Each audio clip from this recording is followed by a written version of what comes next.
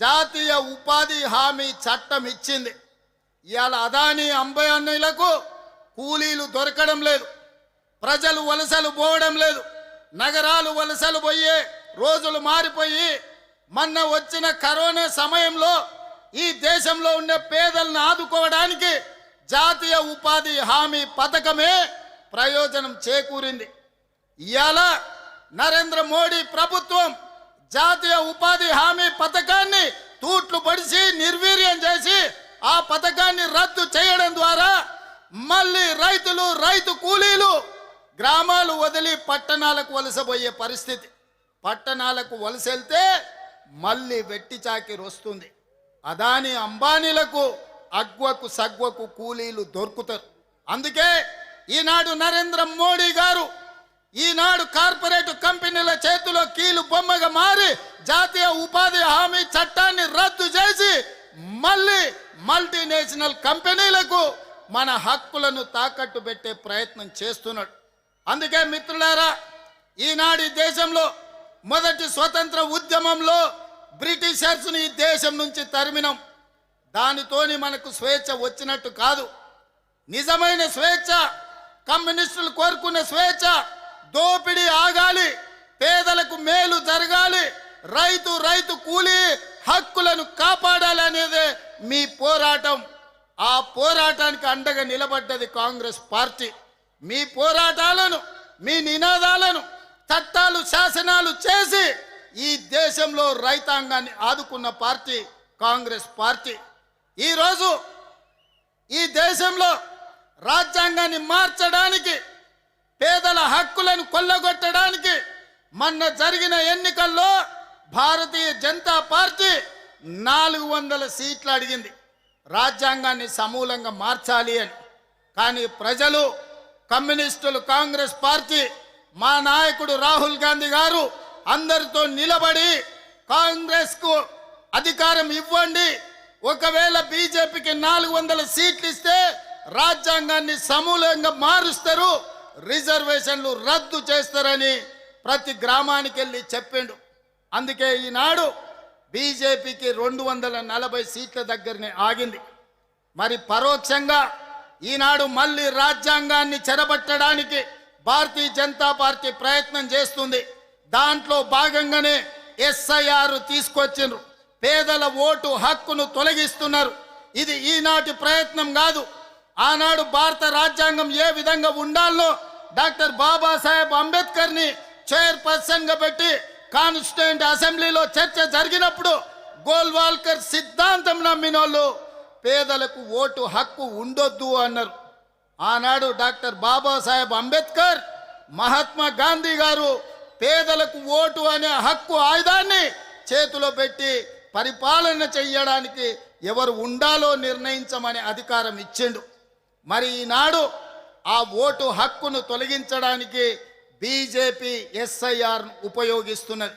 మిత్రులారా, ఈ దేశంలోనే పుట్టి, ఈ దేశంలోనే పెరిగి, ఇక్కడ చనిపోతే ఈ మట్టిలో కలిసే మూలవాసులైన ఆదివాసీలను మీ ఆనవాళ్ళు తీసుకురండి, మీ ఆధారాలు తీసుకురండి, అప్పుడే మీకు ఓటు హక్కు ఇస్తామంటే ఇక్కడనే పుట్టి, ఇక్కడనే పెరిగి, ఇక్కడనే ఈ అడవుల్లో ఉండే జాతులు ఎక్కడి నుంచి ఆధారం తీసుకొస్తారని నేను అడుగుతున్నా. అందుకే మిత్రులారా, ఈ దేశంలో కుట్ర జరుగుతుంది. అధికారాన్ని శాశ్వతంగా అంటి పెట్టుకోవాలని పేదల వ్యతిరేక ప్రభుత్వం భారతీయ జనతా పార్టీ ప్రయత్నం చేస్తుంది.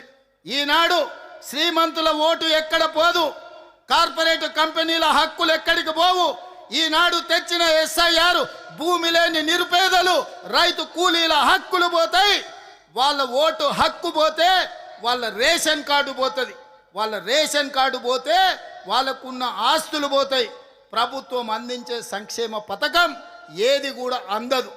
ఈ దేశంలో ఏది కావాలన్నా ఓటు హక్కు ఉన్నవాడికే ప్రభుత్వాలు ఈరోజు సంక్షేమ పథకాలు ఇస్తున్నాయి.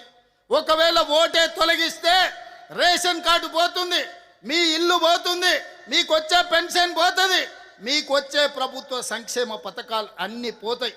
ఈరోజు పేదవాళ్ళ హక్కును కాల రాయడానికే బీజేపీ కంకణం కట్టుకున్నది. అందుకే మిత్రులారా, ఈరోజు అప్రమత్తంగా ఉండవలసిన పరిస్థితి వచ్చింది.